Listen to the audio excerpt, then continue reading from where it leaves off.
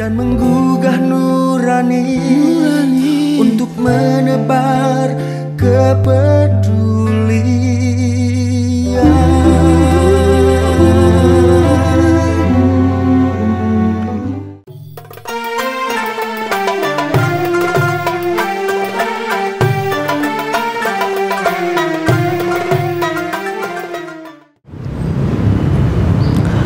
A'udzu billahi minasyaitonir rajim.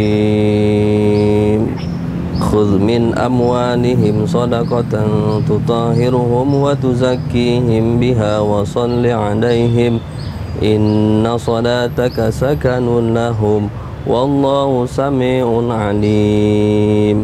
Alam ya'lamu anna Allah huwa yaqbalu taubata an ibadihi wa ya'khudhu sadaqat. Alam ya'lamu anna Allah huwa yaqbalu taubata an ibadihi wa ya'khudhu sadaqati wa anna Allah huwa at-tawwabur rahim. Wa qul imanu fasayarallahu 'amalakum wa rasuluhu wal mu'minun wa saturadduna ila 'alimil ghaibi wasyahadati fayunabbi'ukum bima kuntum ta'malun. Sadaqallahul azim. Assalamualaikum Pak Ustadz. Waalaikumsalam warahmatullahi wabarakatuh. Kebetulan banget Pak Ustadz ketemu di sini. Alhamdulillah, apa kabar Mbak? Alhamdulillah baik Pak Ustadz. Pak Ustadz sendiri bagaimana? Alhamdulillah sehat Sehat Mbak. ya Pak Ustadz ya. Alhamdulillah. Pak Ustadz kebetulan banget nih ketemu di sini. Jadi ada yang pengen saya tanya Pak Ustadz. Iya silakan Mbak. Iya. Mbak, silakan. Begini Pak Ustadz, sebentar lagi kan kita akan memasuki bulan Ramadan Pak Ustadz ya. Iya. Nah seperti kita tahu bulan Ramadan itu ada satu kewajiban kita yaitu untuk menunaikan zakat fitrah Pak Ustadz. Zakat fitrah, iya. Jadi sebenarnya aku pengen nanya gini Pak Ustadz, pengertian zakat fitrah sendiri itu apa sih Pak Ustadz? Dan apa bedanya zakat fitrah dengan zakat penghasilan dan zakat mal Pak Ustadz? Oh iya baik Mbak, baik Mbak. Terima kasih sahabat PKPW TV yang dirahmati Allah Subhanahu Wa Taala. Apa yang ditanyakan oleh Mbak siapa Mbak? Devi, Pak Ustadz. Mbak Devi bertepatan dengan apa yang akan kita kaji pada kesempatan kali ini dalam program Wisata Kolbu PKPW TV episode ke-35 yang bertemakan zakat fitrah. Apa yang ditanyakan oleh Mbak Devi, jawabannya akan disampaikan setelah pesan-pesan berikut ini. Tetap bersama saya dalam program Wisata Kolbu. Kata Ustadz, di bulan Ramadan ini harus banyak berbuat kebaikan. Hei Fadil, udah jam segini, ayo sholat dulu.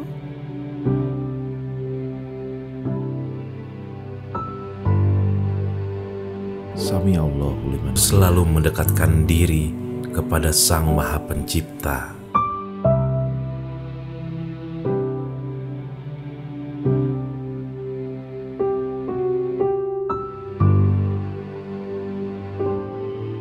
Berbagi kepada yang membutuhkan. Assalamualaikum. Waalaikumsalam. Tidak lupa juga untuk memberi makan anak yatim.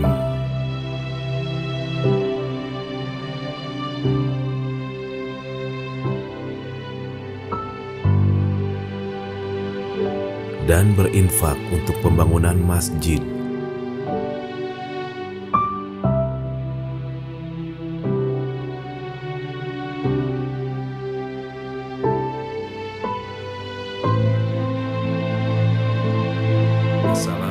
Waalaikumsalam warahmatullahi wabarakatuh Pak Fadil. Kebaikan ini akan semakin sempurna bila disalurkan melalui lembaga amil zakat. Ketika kita ikhlas mengeluarkannya, insya Allah kita dapatkan surganya. Mau rumah di surga? Booking dari sekarang.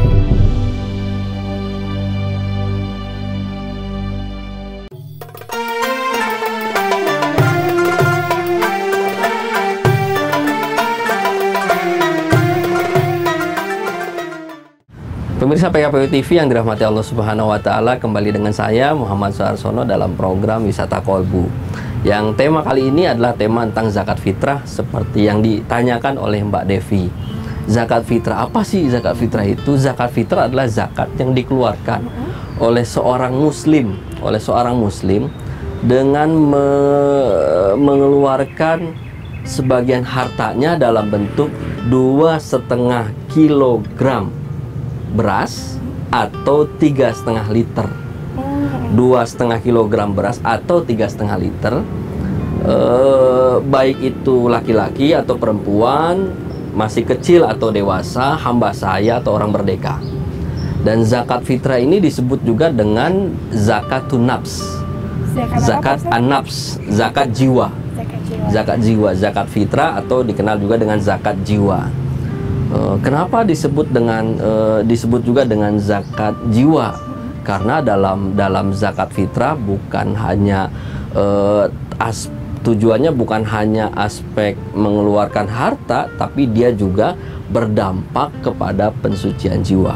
Atau sebagaimana dalam hadis disebutkan oleh Rasulullah SAW bahwa zakat fitrah itu bukan harta saja yang dikeluarkan oleh seorang muslim dan diperuntukkan bagi orang-orang fakir miskin, tapi dia juga tuhrotun lissoim, membersihkan orang yang berpuasa. Dia lebih kepada aspek kejiwa. Setiap pribadi muslim, anak kecil ataupun orang dewasa punya kewajiban. Sampai bayi pun ada zakat fitrahnya. Oh, berarti nggak ada batasan umur, Pak Ustadz? Nggak ada batasan umur. Dia bayi juga kena kewajiban. Bayi wajib juga untuk mengeluarkan zakat fitrah. Betul. Dan itu orang tuanya yang membayarkan zakatnya, karena bayi nggak bisa bayar zakat sendiri. Betul. Anak-anak kecil yang masih belum balik itu orang tuanya yang jadi kewajiban untuk membayarkannya. Kalau untuk anak yang masih dalam kandungan sendiri, Pak Ustadz, itu bagaimana? Masih dalam kandungan, ini para ulama berbeda pendapat. Ada yang mengatakan bahwa sebagian kecil, tapi pendapatnya bayi dalam kandungan itu wajib dikeluarkan zakatnya sebagai zakat jiwanya. Dia wajib dikeluarkan zakatnya. Kenapa? Alasannya adalah setiap janin yang ada di dalam kandungan ketika usia mencapai 120 hari, 120 hari, karena dalam hadis disebutkan proses penciptaan manusia ketika setelah sampai 120 hari, maka Allah Subhanahu wa taala mengutus malaikat lalu meniupkan ruhnya. Di situ sudah ada ruhnya. Sehingga para ulama berpendapat janin yang ada dalam kandungan wajib dikeluarkan zakatnya.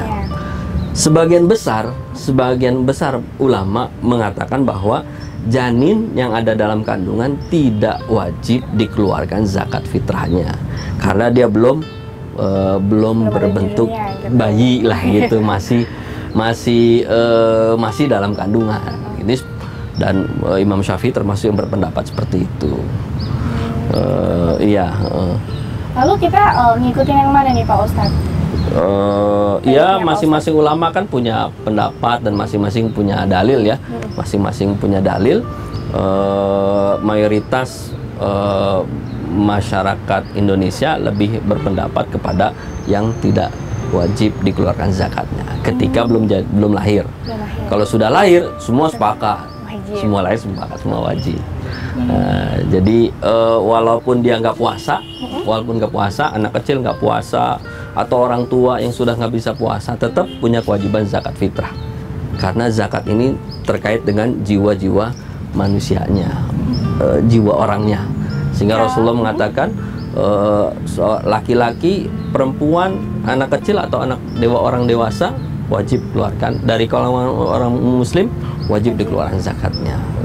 Kalau untuk orang yang mohon maaf yang mengalami gangguan jiwa, Pak Ustadz, itu bagaimana, Pak Ustadz? Nah, orang yang mengalami gangguan jiwa, kalau dia masih ada keluarga,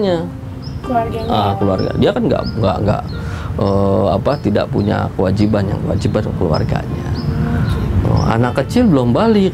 Kalau ada sebuah hadis mengatakan anak kecil kan dia tidak masih suci, belum dihitung, belum termasuk. Kalau dalam ulama fikih mengatakan sinu taklif, mukallaf, belum yang termasuk diwajibkan terkait dengan perintah ataupun larangan.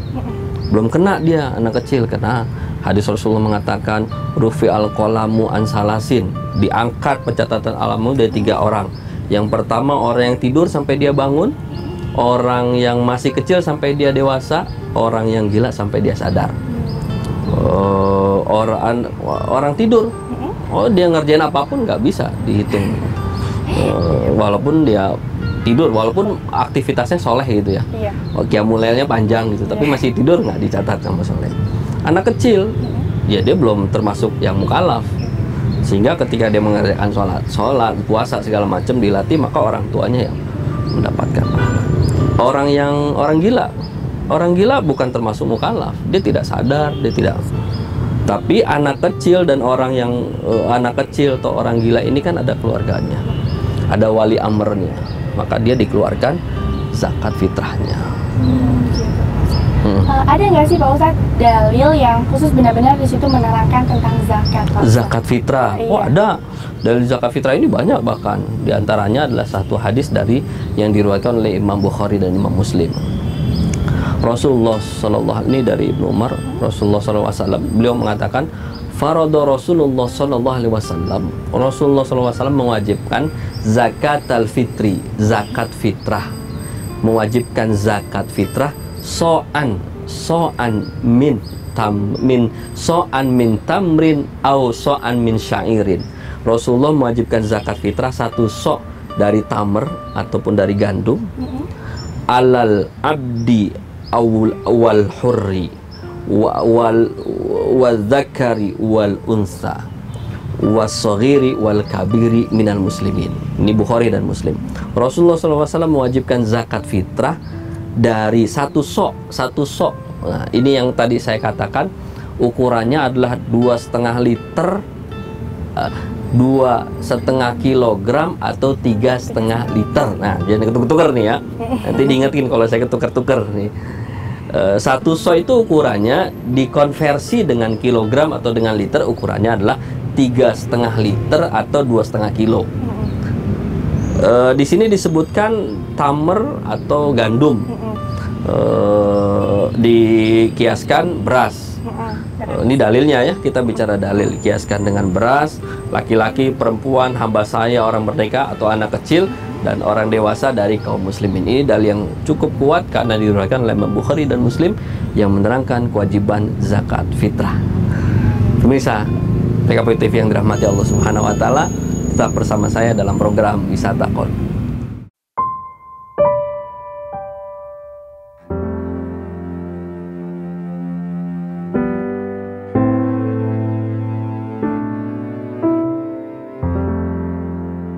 Assalamualaikum Bu, bisa minta waktunya sebentar? Ibu sudah bersedekah?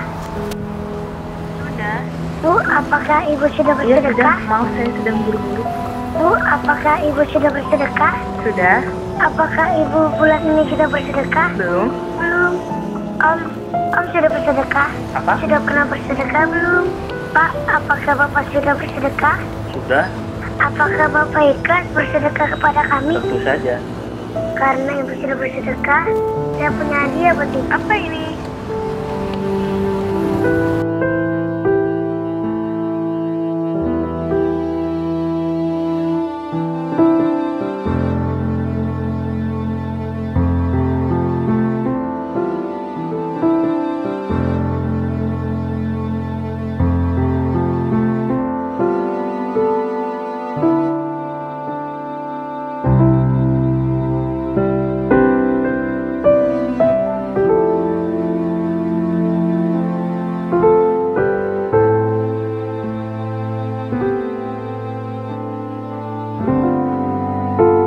Mau rumah di surga? Booking dari sekarang.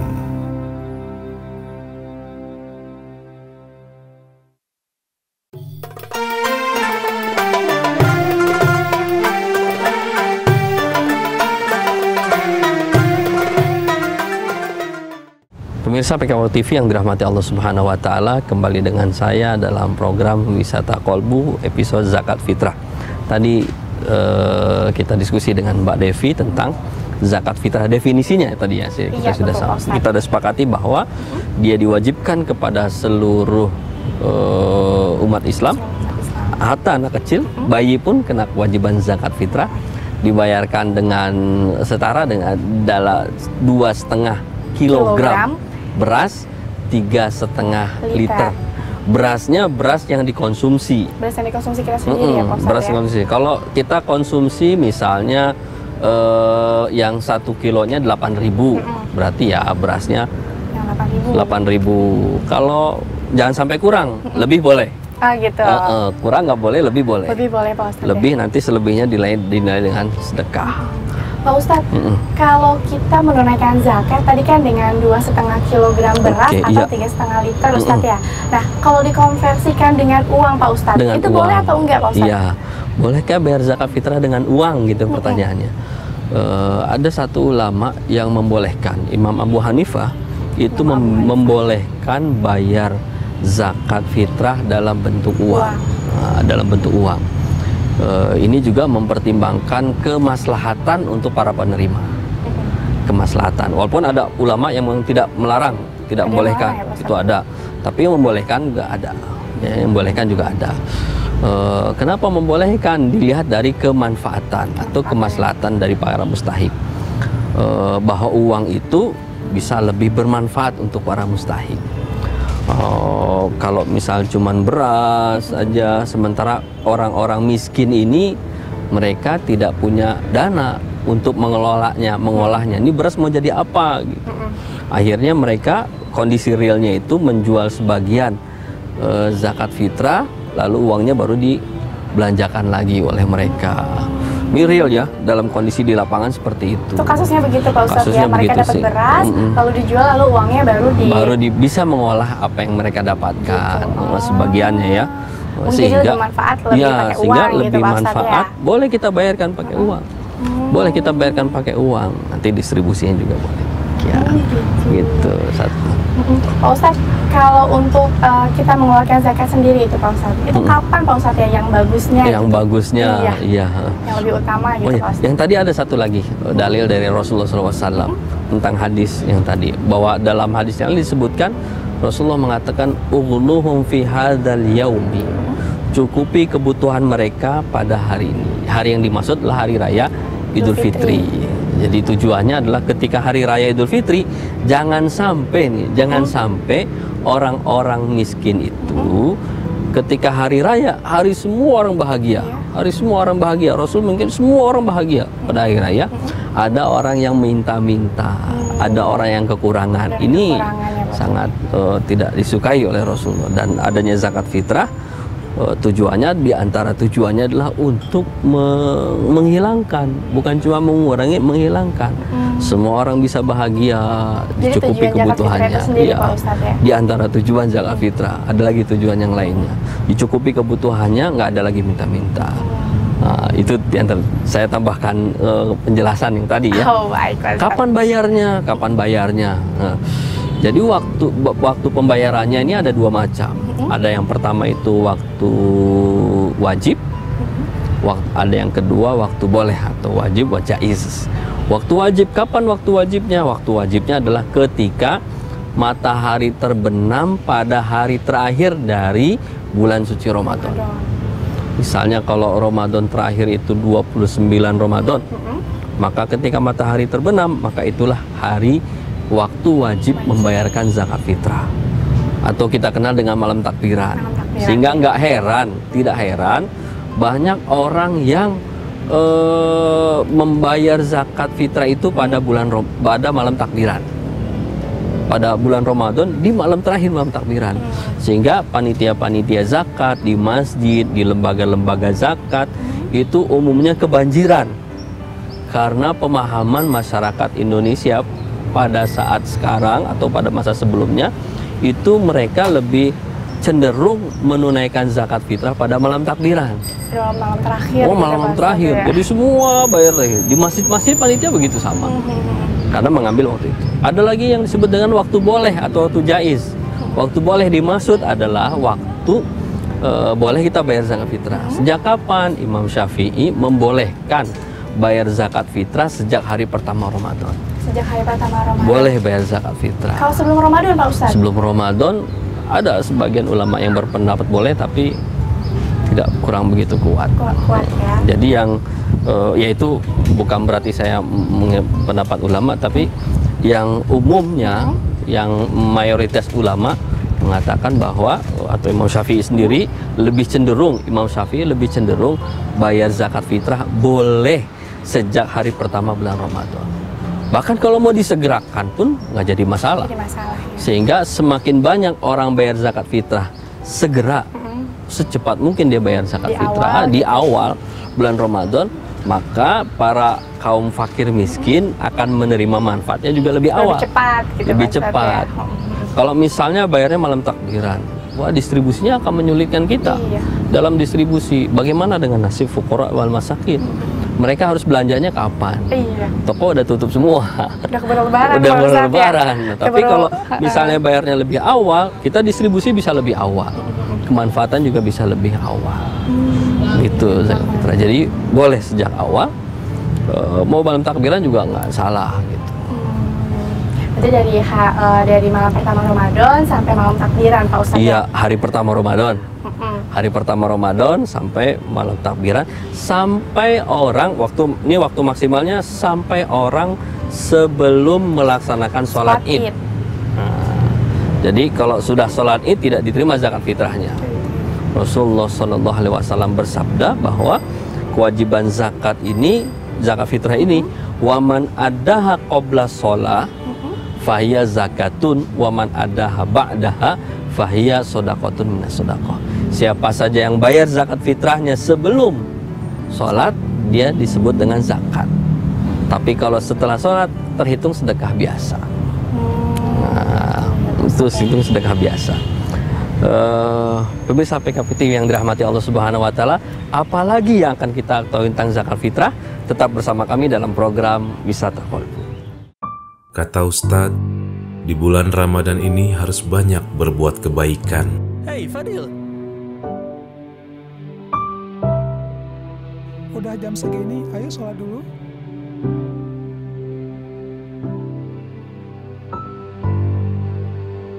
Sami Allahu liman. Selalu mendekatkan diri kepada Sang Maha Pencipta.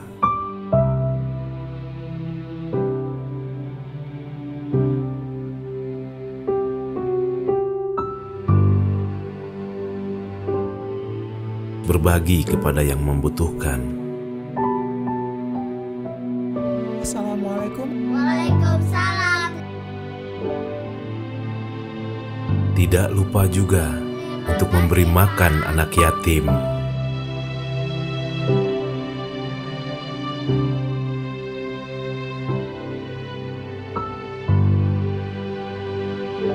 Dan berinfak untuk pembangunan masjid.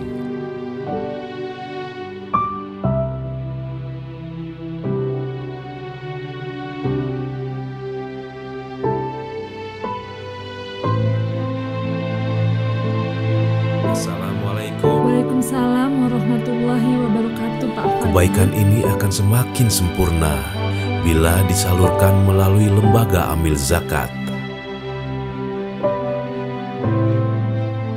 Ketika kita ikhlas mengeluarkannya, insya Allah kita dapatkan surganya. Mau rumah di surga? Booking dari sekarang.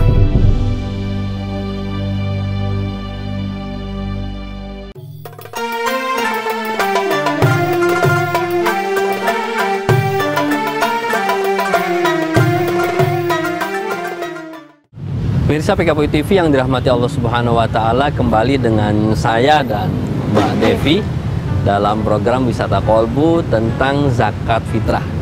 Ya, kita sudah jelaskan kewajibannya pada semua orang Muslim, dibayarkan boleh sejak awal bulan Ramadan, boleh juga di akhir ya. Dan yang paling penting adalah kemanfaatan buat para mustahik, itu bisa lebih awal mereka terima. Kalau kita bayarnya lebih awal, kalau kita bayar lebih awal. Pak Ustadz, ini sebenarnya Pak Ustadz yang berhak untuk menerima zakat fitrah itu sendiri siapa saja sih Pak Ustadz? Yang berhak untuk menerima zakat fitrah. Mengenai mustahik yang karena zakat ini spesifik ya, yang berhak menerima zakat fitrah itu disebutkan dalam Al-Quran secara umum.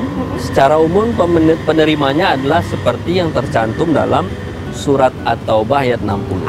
At-Taubah ayat 60, Allah Subhanahu wa taala sudah menegaskan, A'udzubillahi minasyaitonirrajim, innamas shadaqatu lil fuqara'i wal masakin wal amilina 'alaiha wal mu'allafati qulubihim wa fir riqab wal gharimin wa fisabilillah wa fisabil. Jadi ada 6 golongan, 6 kelompok manusia yang berhak menerima zakat. Secara umum ya, zakat fitrah boleh ke 6-6-nya. Boleh untuk fakir, boleh miskin, boleh amil, boleh mu'allaf, boleh riqab. Riqab itu hamba sahaya. Boleh juga gharimin, orang yang punya kebutuhan mendesak, orang yang berhutang. Boleh fisabilillah, boleh ibnu sabil. Secara umum 8 berhak menerima zakatnya.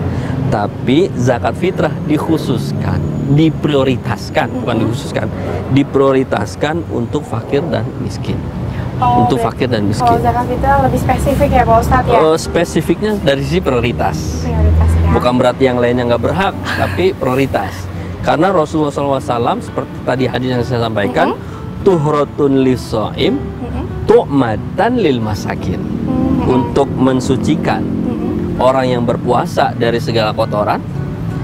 Karena orang berpuasa kan bisa jadi ada kesalahan, ada kata-kata kotor yang terucap, ada perbuatan yang dibersihkan dengan zakat fitrah, tu'matan lil masakin, dan untuk memberikan makan bagi orang-orang miskin. Jadi spesifik Rasulullah mengatakan itu, memberikan makan untuk orang-orang miskin, sehingga ngasihnya juga dalam bentuk boleh dengan bentuk makanan. Ini penerima zakat fitrah. Penerima zakat fitrah ya Pak Ustadz. Jadi diprioritas untuk orang-orang miskin. Itu. Pak Ustadz, lebih utama mana nih? Kalau kita bayar zakat itu langsung ke mustahiknya atau kita melalui amil zakat Pak Ustadz? Lebih utamanya. Iya, lebih utamanya kemana? Via amil atau langsung? Iya, atau langsung. Ya, sebenarnya keduanya ini bayar langsung boleh. Via amil juga dianjurkan. Kenapa boleh? Selagi dipastikan penerima manfaatnya adalah mustahik. 8 golongan yang tadi saya sebutkan itu boleh langsung, tapi dianjurkan ke lembaga amil. Kenapa ke lembaga amil? Ada beberapa manfaat, afdoliyat, keutamaan ketika bayar ke lembaga amil. Yang pertama, melaksanakan nilai-nilai Al-Quran dan Sunnah. Disebutkan dalam Al-Quran, Allah Subhanahu wa taala berfirman, tadi ayat yang saya bacakan, khudz min amwalihim shadaqatan tutahhiruhum wa tuzakkihim biha. Ayat khudz, kalimat khudz, ambillah, berarti ada petugas yang mengambil. Ada petugas yang mengambil. Kalau ada petugas yang mengambil, berarti kan ada orang yang jadi petugas pengambil zakat. Jadi ketika kita bayar ke lembaga amil, ke petugas-petugas zakat, sama dengan kita merealisasikan nilai Al-Quran. Rasulullah SAW juga demikian. Ketika ayat ini turun, maka Rasulullah memerintahkan beberapa orang sahabat untuk mengambil zakat, menjadi petugas-petugas zakat. Atau amil. Ada Ibnu Lutbi'ah yang diutus Rasulullah, ada yang ke Bani Sulaim, ada ke Bani-Bani yang lainnya untuk mengambil zakat. Ketika ayat ini turun, para sahabat juga melakukan hal yang sama dengan menunjuk amil-amil zakat di beberapa tempat, di beberapa daerah kaum muslimin. Jadi kalau kita bayar ke amil, yang pertama tadi manfaatnya merealisasikan nilai Al-Quran, Sunnah, dan juga para sahabat. Kemudian yang kedua dan yang ketiga bisa disatukan, menjaga keikhlasan para pembayar zakat dan menjaga wibawa para mustahik. Kenapa bisa terjaga? Kalau misalnya saya bayar zakat ke seseorang, saya kenal dia, saya bayar zakat, ini zakatnya.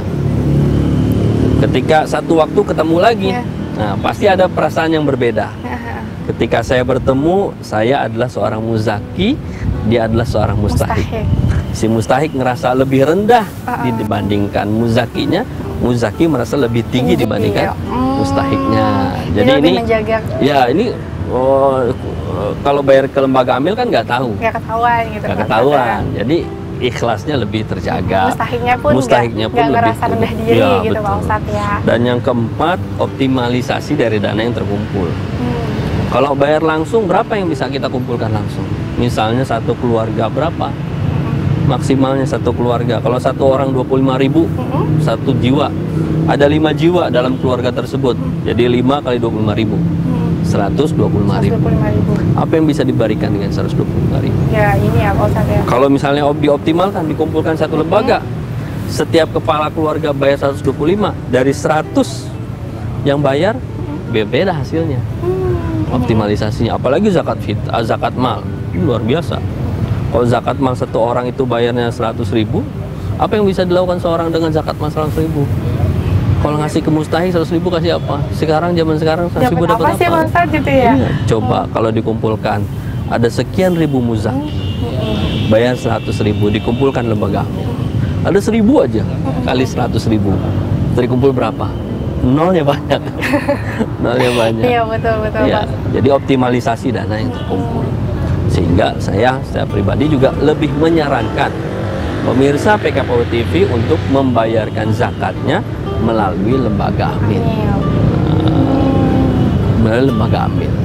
Gitu Pak Ustadz ya. Baik, kalau sekarang kan lembaga amil banyak bermunculan nih Pak Ustadz nih, dan lebih memudahkan kita juga untuk menunaikan zakat. Nah, kalau mengingat kesibukan kita sehari-hari, kadang kalau untuk langsung menunaikan zakat ke lembaga amilnya sendiri, itu kadang kita nggak sempat Pak Ustadz ya. Jadi kadang kita suka melalui transfer atau m-banking gitu Pak Ustadz. Nah, itu sebenarnya hukumnya gimana sih Pak Ustadz?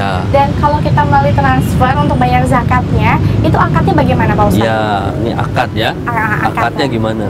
Jadi akad bayar zakat fitrah ini berbeda dengan, dalam Islam kan ada nikah, ada akadnya. Jual beli ada akadnya, ada ijab kabulnya ya, ada ijab kabul ya. Nikah ada ijabnya, jual beli ada ijabnya, zakat ada ijab. Masing-masing punya bentuk yang berbeda. Kalau nikah, ijabnya kan saya nikahkan bla bla bla bla bla bla, lalu yang mempelai prianya saya terima nikahnya bla bla bla bla. Jual beli ada ijab kabulnya, tapi kan beda. Nggak pernah pembeli atau penjual mengatakan saya jual cabai keriting 1 kilo senilai sekian puluh ribu, lalu dia saya terima. Enggak.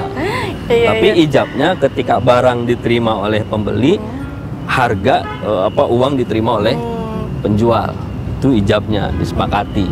Dalam gitu, dalam zakat via transfer, ijabnya adalah ketika seorang muzaki mentransfer, maka itu adalah ijabnya. Begitu niat, dia pencet niat bayar zakat fitrah, maka dia transfer. Akan lebih utama lagi para muzaki yang bayar melalui transfer, dia konfirmasi ke lembaga tersebut.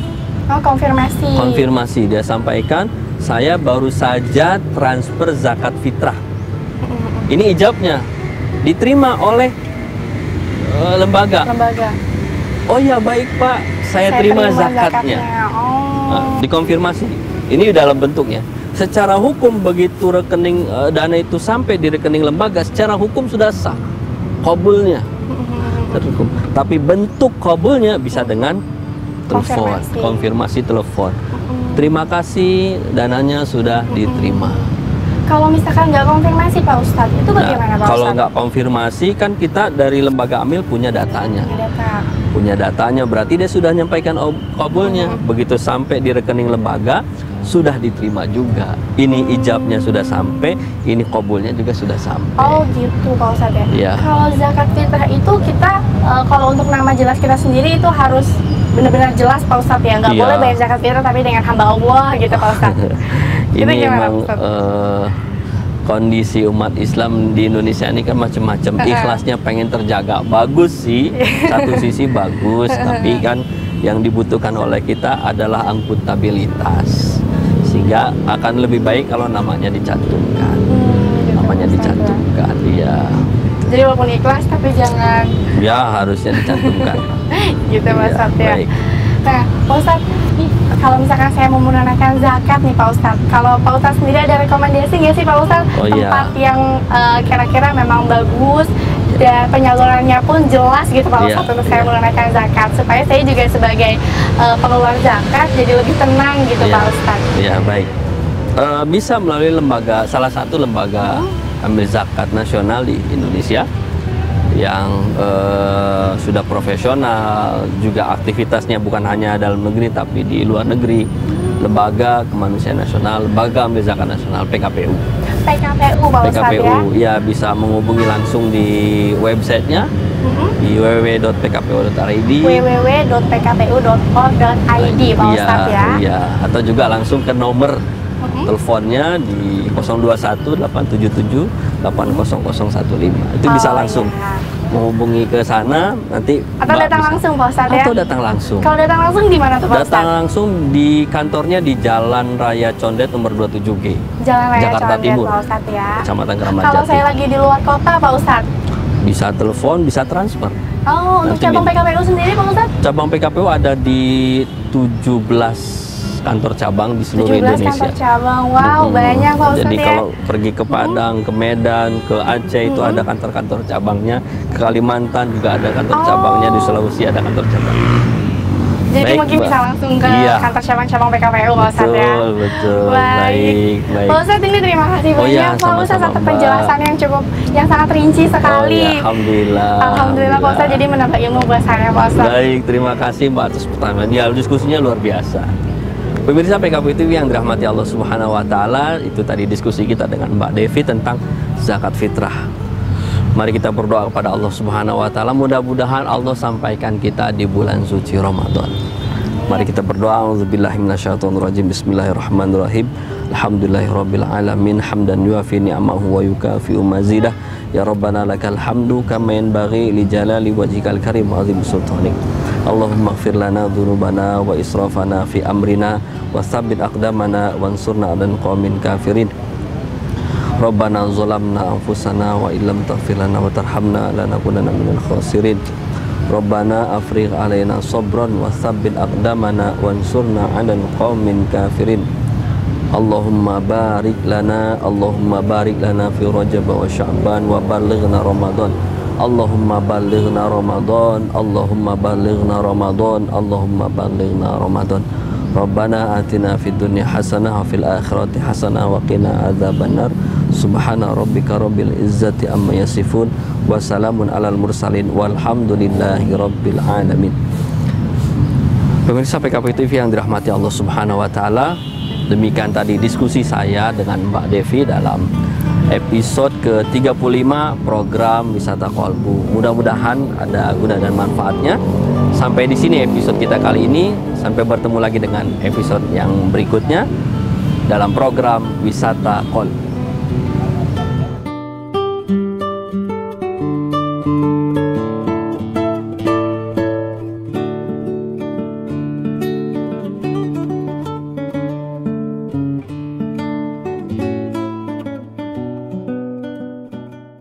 Dan menggugah nurani untuk menebar kepentingan